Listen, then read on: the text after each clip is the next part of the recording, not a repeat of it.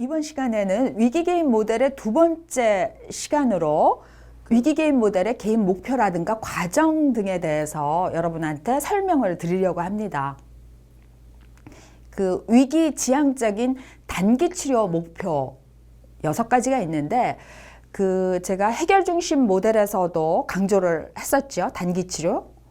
그리고 과업중심 모델에서도 시간 제한적이다 라고 해가지고 단기치료를 이야기했어요. 이 단기치료가라는 거는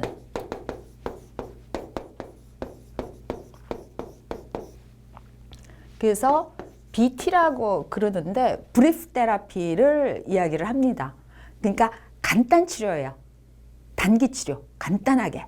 그래서 필요에 따라서는 아주 1, 2회 내에 그 효과를 달성하기도 하고 12회 내에 효과를 달성하는 이러한 이제 단기 치료를 위기 개입에서는 사용을 한다라는 거죠.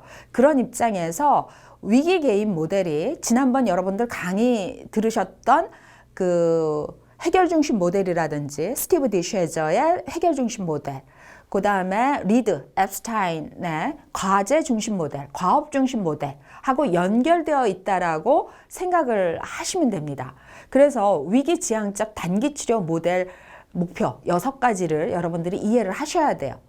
위기가 왔을 때 중요한 거는 이 증상, 심텀을 제거를 해야 돼요. 네, 증상을 제거를 해야 됩니다. 위기를 걷어내야지 새롭게 적응을 하고 새롭게 발전하고 새롭게 힘을 키우는 거지, 위기가 딱 눌러있는 상태에서는 옴짝달싹 할 수 없다라는 거죠. 그래서 증상을 꼭 제거를 해야 됩니다. 위기의 증상. 그게 자살일 수도 있고 내지는 환경적인 쓰나미가 와서 홍수가 와서 있을 수도 있고 아니면 전염병, 이 증상을 이 문제의 위기를 제거를 해야 됩니다. 두 번째로는 위기 전의 상태로 기능 회복할 수 있도록 가야 되는 거죠. 네. 그냥 위기를 계속 질질질 끌고 갈 수는 없는 거예요. 그걸 해결해야 되는 겁니다. 네. 세 번째로는 불균형 상태에 기여하는 이러한 자꾸 그 위기를 촉진시키는 팩터들이 무엇인지를 알고 있어야 돼요. 이거는 사회복지사도 그 사정, 어세스먼트를 해야 되고 클라이언트도 이해를 하고 있어야 돼요. 그래서 그러한 요인들을 제거해야 되고 만들지 않으려고 해야 되고 축소시키려고 애를 써야 돼요. 노력을 해야 돼요. 이것이 이제 그 단기 치료를 통해서 위기 개입 모델을 접근하는 중요한 그 요인들이라고 생각을 하시면 되겠습니다. 네 번째로는 클라이언트라든지 클라이언트와 가족, 또 그들이 살고 있는 어떤 커뮤니티, 지역사회의 그 리소스하고 이렇게 연결돼서 서로 도움을 주고받으면서 그 해결하려는 치료 방법을 모색을 해야 됩니다. 예, 그리고 현재의 그 위기, 스트레스, 이런 것들이 과거의 그 뿌리가 무엇인지, 스트레스의 기원이 무엇인지, 갈등이 싹트기 시작한 그러한 그 씨앗이 무엇인지, 이런 것도 인식을 해야 돼요. 인사이트를 또 가지고 있어야 됩니다. 다시 그 위기에 처하지 않으려면. 마지막으로는 6번째로는 당면한 위기 해결의 범위를 능가해서 사용될 수 있는 새로운 어떠한 적응 방식, 생활 방식, 이런 것들을 디벨롭 시켜야 돼요. 개발시키고 거기에 또 적응하는, 또 새로운 유형을 잘 디자인하는, 설립하는 그러한 과정이 필요합니다. 이것은 워커와 클라이언트가 함께 협력해서 해야 되는 과정이겠죠. 그래서 그 클라이언트의 지각이라든지 사고, 또 어떤 에모션, 그 감정, 이런 것들이 새로운 유형, 새로운 위기에 맞닥뜨릴 수 있는 그러한 상황으로 형성될 수 있도록 도움을 줘야 된다는 거죠. 예. 그러면은 위기 개입을 하는 그 대상은 누군지, 클라이언트, 어떤 클라이언트들인지 3가지 핵심 지표가 있습니다. 이러한 사람일 경우에는 위기 개입 모델로 어프로치를 하면은 굉장히 그 도움을 받을 수 있는 거죠. 그래서 첫 번째로는 클라이언트의 현재 불균형 상태에 그 직접적 관계가 있는 분명한 어떠한 그 위험 이벤트가 있어야 돼요. 위험 사건이 있어야 돼요. 두 번째로는 그 클라이언트가 변화하려고 하는 동기와 또 잠재적인 능력 이런 것을 가졌다라는 것을 확인해야 되고 또 이로 인해서 그 변화하지 않으면은 너무나 불안하고 고통스럽고 두렵다. 이런 것을 그 체크를 해봐야 됩니다. 세 번째로는 그 최근에 문제 해결되지 않은 그러한 것들, 흔적들이 어떤 것들이 있는지 딱 그 리스트업 해야 되는 거죠. 조사를 해야 되는 거죠. 그래서 이러한 그 요소들이 있을 때 워커, 사회복지사는 클라이언트를 위해서 위기 개입 방법을 쓸 수가 있는 겁니다. 그러면은 위기 개입 단계 6단계로 나누어서 사회복지 실천 방법론 프로세스에 의해서 위기 개입 단계를 어떻게 적용할지를 한번 생각해 보도록 하겠습니다. 첫 번째로는 인테이크 웍이죠. 인테이크 웍은 그 워커가 제 이름은 그 뭡니다. 네, 이름 소개. 또 저는 위기 개입, 이 심각한 위험 상황 이것을 당신과 함께 해결하려고 하는 역할을 가지고 있습니다. 뭐 이런 것들을 다 이제 소개하는 시간을 인테이크 웍에서 인테이크 스테이지 여기 단계에서 인테이크 단계에서 전부 다 설명을 하는 거예요. 인테이크는 접수 단계라고 생각을 하시면 돼요. 네, 접수 단계. 그래서 클라이언트가 워커에게 무슨 일이 있었는지 또 무엇을 원하는지 진실되게 명확하게 말할 수 있도록 지지해 줘야 됩니다. 예, 그리고 클라이언트가 자신의 문제를 구체적으로 이렇게 쪼개서 볼 수 있도록 뭉뚱그려서 보면은 그 문제에 눌릴 수가 있거든요. 그래서 구체적으로 예, 이렇게 문제를 이렇게 쪼개 가지고 뭐부터 해결할까? 예, 7, 8, 9 문제 어떤 것부터 해결할까? 우선순위를 정하기 쉽잖아요. 이렇게 해야 된다라는 거죠. 그 다음에 두 번째 위기 개입 단계로는 환기 단계가 있습니다. 환기. 위기란 환기, ventilation. 이거는 뭡니까? 여러분들 그 가스가 꽉꽉 눌러 찼을 때는 이게 풍선을 예를 들면 되겠다. 예, 풍선이 이렇게 빵빵 그 공기가 가득 차가지고 풍선이 점점 불어나면은 나중에 풍선의 그 압을 이기질 못해서 이 풍선이 어느 순간 빵 터지는 순간이 있죠. 그 임계점. 예. 근데 환기라는 거는 그 임계점까지 가지 않고 이렇게 김 빼주는 거야, 김을. 그 풍선에 공기를 계속해서 불어넣다가 빵빵해서 그 풍선이 터지려고 그러면은 좀 바람을 슬쩍 빼주면은 바람이 슥 빠지면서 다시 또 공기를 넣을 수 있잖아요. 요런 상태. 요게 이제 환기입니다. 예. 그 공기 정화를 시키는 거예요. 김을 빼주는 거예요. 꽉꽉 눌렸던 그 압력을 좀 빼주는 거. 요게 환기입니다. ventilation. 그래서 클라이언트 행동이 아닌 감정을 이때 발견을 해야 돼요. 감정이 그냥 꽉꽉 눌려가지고 터지기 일보 직전이다. 이러면은 위기 상황에서 굉장히 위험스러울 수 있거든요. 그래서 이때 그 감정을 좀 체크를 해봐야 되고, 감정이 일단 체크가 되면은 그 다음부터는 합리적인 행동 얼터너티브, 행동 대안이 나올 수 있도록 이끌고 갈 수 있기 때문에 감정을 먼저 살피고 그 다음에 행동 대안을 합리적으로 서열을 정하는 거, 이것이 중요합니다. 그 위기 개입 단계의 세 번째로는 위기를 발생시킨 그 사건의 역동성을 이해할 수 있어야 돼요. 그래서 상황에 대한 이해에 도달할 수 있도록 도움을 주는 게 필요한데, 이것은 어떤 이유 때문이냐 하면은 인지적으로 재구조화를 시키기 위해서예요. 그렇기 때문에 위기 개입 모델도 그 인지 행동 접근하고 연관성이 굉장히 깊다라는 걸 여러분들 이해하시겠죠. 그래서 워커가 위기에 대해서 이해하고 있는 바를 해석한 것을 클라이언트한테 전달하고, 또 클라이언트하고 함께 together, 게덜롱, 함께 체크를 해야 된다라는 거죠.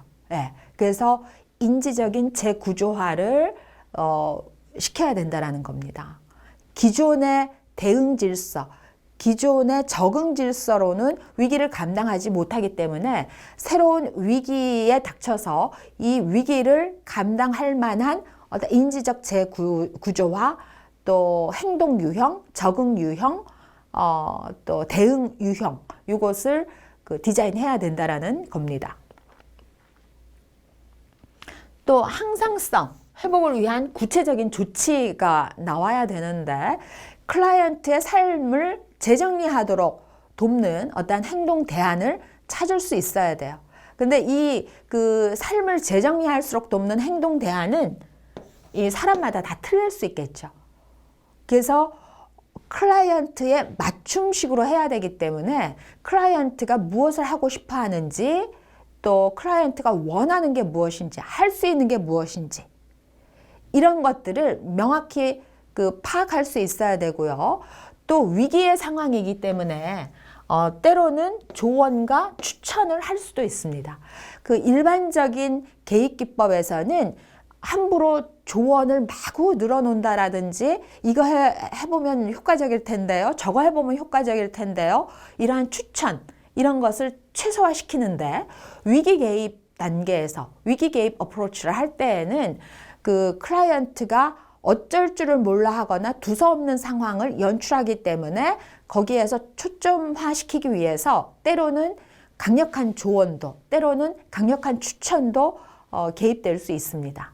근데 이것에 관한 결정은 클라이언트가 스스로 할 수 있도록 옆에서 돕는 역할을 같이 해야 된다는 거죠. 클라이언트가 굉장히 중요하다는 거. 위기를 극복하는 힘, 위기의 파고를 넘는 거는 사회복지사 혼자 하는 게 아닙니다.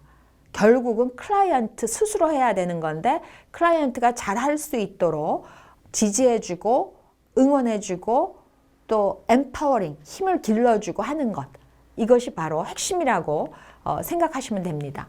5번째 단계로는 결정된 대안을 시행할 수 있도록 돕고 또 필요할 때는 대처 방법도 또 효과적인 방법들도 이런 방법이 있을 수도 있다. 또 이런 방법은 지금 클라이언트가 굉장히 잘할 수 있을 것 같은데요 라고 소개도 해줄 수 있습니다.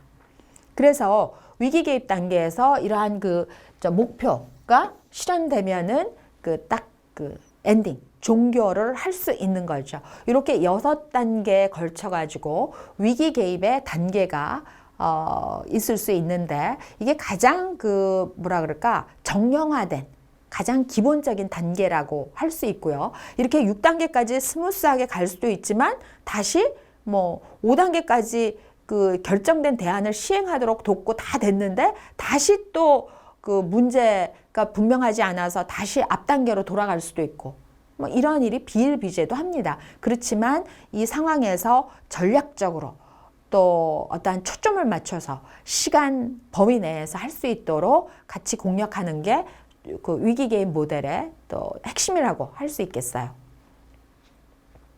그러면은 이 위기 개입 단계에서 사회복지사가 어떤 일을 해야 되는지 개입 스킬 제가 8가지를 꼽아왔는데 먼저 첫 번째, 뭐니 해도 잘 들어야 됩니다.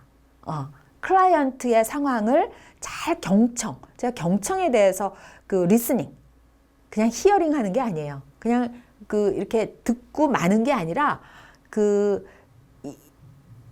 클라이언트의 마음의 울림, 이 말을 하기까지 거기에 실려진 감정, 이런 것까지도 세세하게 숨소리, 마음의 소리, 이 모든 것을 마음으로 하는 소리를 다 듣는 거. 이게 리스닝, 경청이라는 거죠.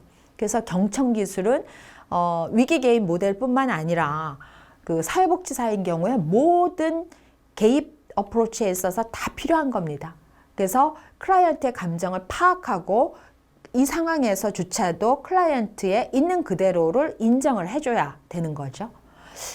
사회복지사가 보기에, 치료자가 보기에는 저 정도 저걸 가지고 무슨 위기라 그래, 이럴 수도 있어요. 그렇지만 클라이언트인 경우에는 그것이 엄청나게 두려움과 공포와 적응하기 곤란할 정도의 위기에 처할 수 있다라는 거, 그 자체도 인정을 해줘야 된다라는 거죠.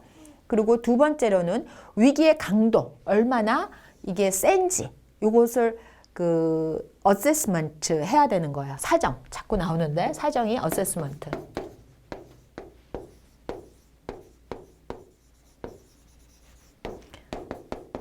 사정이라는 건 정확히 평가해야 된다라는 거죠.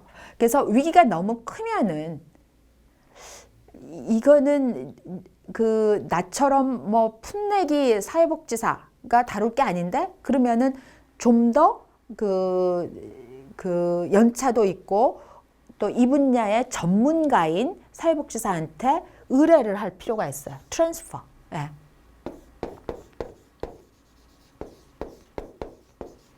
의뢰. 내가 가지고 있는 케이스를 넘겨야 되는 거죠. 이때 중요한 거는 사회복지사가 욕심을 부려가지고 이게 내가 처음부터 다 들어왔던 거고 할 수 있었는데 하고선 꽁 쥐고서는 끝까지 간다. 그랬을 경우에 위기가 해결되지 않고 클라이언트가 점점 위험에 빠진다. 이랬을 때 굉장히 큰 그 전문직으로서의 문제에 맞닥뜨릴 수 있습니다. 그렇기 때문에 보다 더 그 상위 그 사회복지사한테 트랜스퍼 하는 것도 회의를 통해서, 사례 회의를 통해서 빠르게 의뢰하는 게 필요할 때가 있습니다. 이런 것을 위해서 그 사례 회의가 있다라는 거 이해하시기 바랍니다. 세 번째로는 그 위기 개입 사회복지사가 할 수 있는, 해야 될 8가지 일 중에 강점 확인이 있어요. 강점. 장점이죠. 스트렝스. 클라이언트가 어떤 역량을 가지고 있는지. 예. 그리고 이것을 이길 만한 어떤 힘이 있는지. 또 이것을 지혜롭게 극복할 수 있는 어떤 강점, 장점은 없는지. 그것을 끄집어내야 된다라는 거죠. 그 다음에 네 번째로는 정상화 기술이 있는데,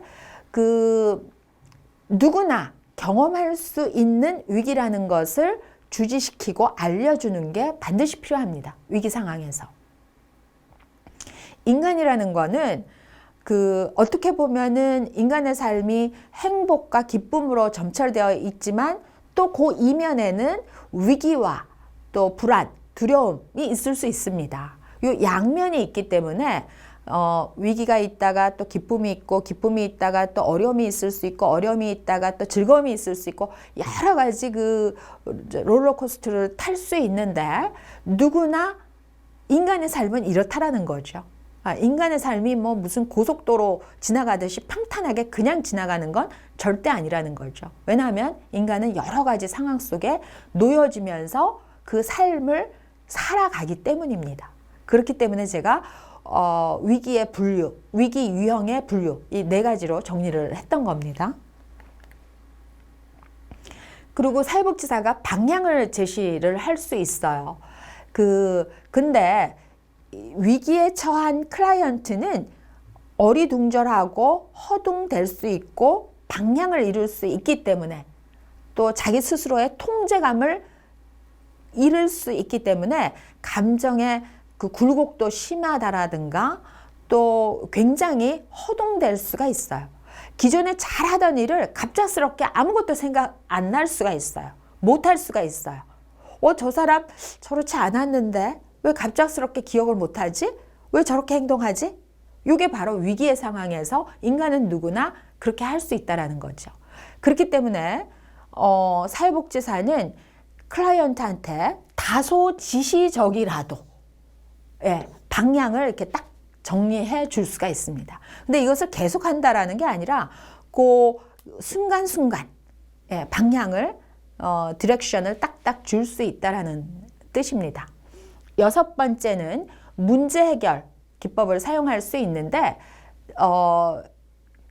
대체로 클라이언트 내부에 있는 문제 해결 기술이 나올 수 있도록 기다리고 도움을 주지만, 때로는 이렇게 하면 문제가 해결된다라는 것을 가르쳐 줄 수도 있어요. 교육을 시킬 수도 있습니다. 짧게. 요렇다라는 걸 이해를 하시기 바라고요. 7번째로는 그 도움의 적절성을 결정을 해야 됩니다. 그 어떠한 그 특수한 위기에 처한 클라이언트를 도울 수 없다라고 생각될 때 다른 기관, 다른 워커에게 빨리 뭐 해야 된다고? 트랜스퍼 해야 된다라는 거. 의뢰해야 된다라는 거. 우리 그 기관의 케이스였었는데 이렇게 해결하려고 노력을 하다 보니까 법적으로도 또 기관의 규정에도 맞지 않는다. 그리고 우리 기관에서 그 계속해서 이 케이스를 다뤘을 때, 이 위기 케이스를 다뤘을 때는 클라이언트한테 득보다 실이 많다. 이랬을 때는 빠르게 사례 회의를 통해서 다른 워커, 다른 기관에 트랜스퍼 시켜야 된다라는 겁니다. 그 다음에 사후 관리, 팔로우업 서비스라 그러는데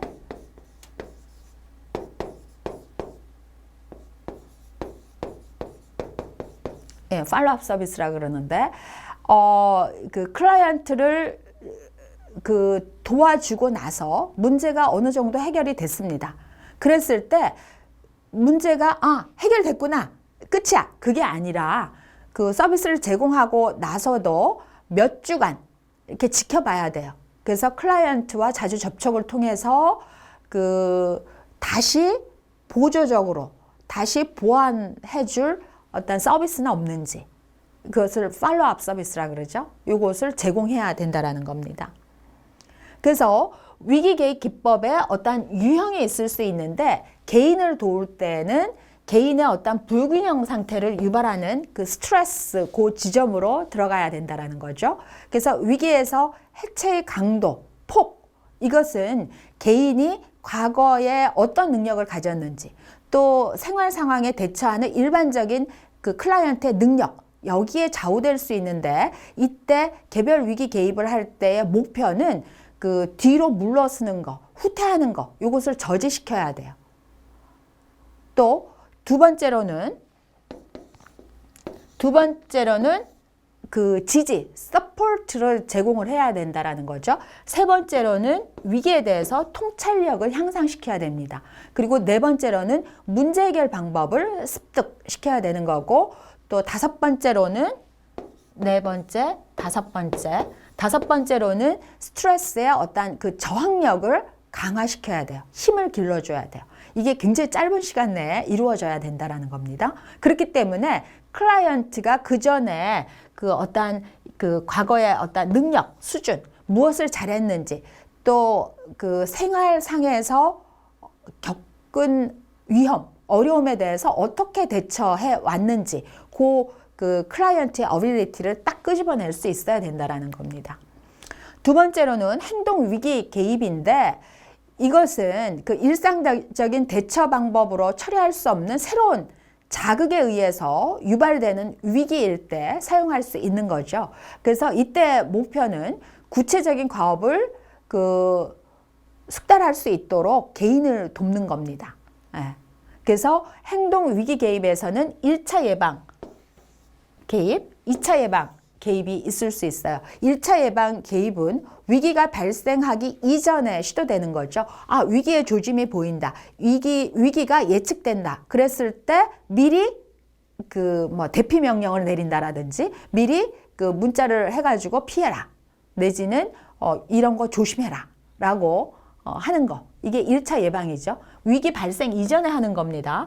근데 2차 예방은 이미 위기가 발생했어. 그 이후에도 또 더 큰 위기가 올 수 있기 때문에 시도되는 겁니다.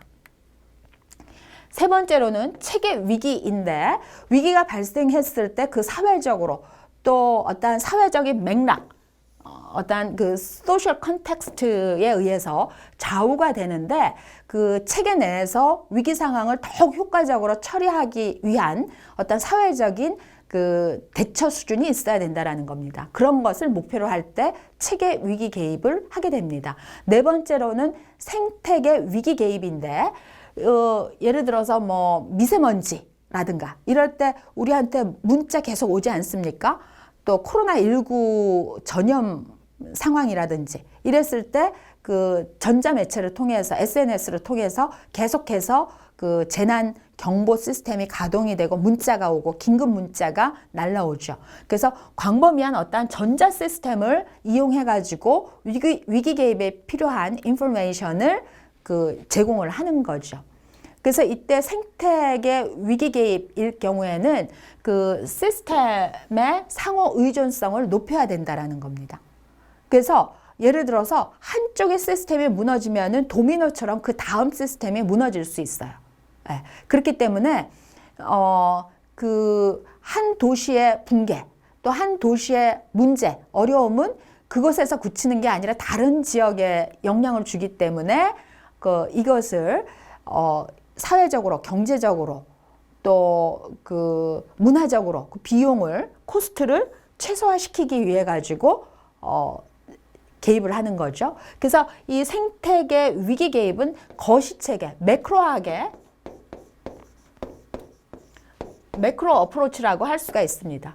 거시적으로 들어가는 거죠. 그래서 사람들이 그 정서적인 외상뿐만이 아니라 전체 체계의 안정과 회복을 위해서 노력하는 그러한 수단으로 들어갈 수 있도록 해야 되겠죠. 그래서 인지적 행동적 위기 개입에서는 제가 설명드렸던 것처럼 이러한 개인의 자율적 사고라든지 대인관계라든지 또 외적 부분에 초점을 맞춰서 모델을 어떤 경우 지시적으로 개입할 수 있다라는 겁니다. 그리고 그 세 번째로는 치료의 공식화가 굉장히 중요해요. 이제 치료가 시작됐다. 네 번째로는 단기적인 그 치료로 개입해야 된다라는 거고요. 또 다섯 번째로는 클라이언트와 한 팀이 돼서 협력해야 된다라는 거고요. 또 여섯 번째로는 클라이언트의 동기, 의지가 중요하다라는 거. 또 일곱 번째로는 그 치료의 대체 모델이라든지 기술을 구축하는 데 있어서 협력해야 된다라는 거. 또 여덟 번째로는 이 사회적인 어떤 대인관계 모델이기 때문에 사회적인 리소스도 이용해야 된다라는 겁니다. 이렇게 그 위기 개입에 있어서 절차, 과정에 대해서 설명을 드렸습니다. 다음 시간에는 기법에 대해서 설명을 드려보도록 하겠습니다. 수고하셨습니다.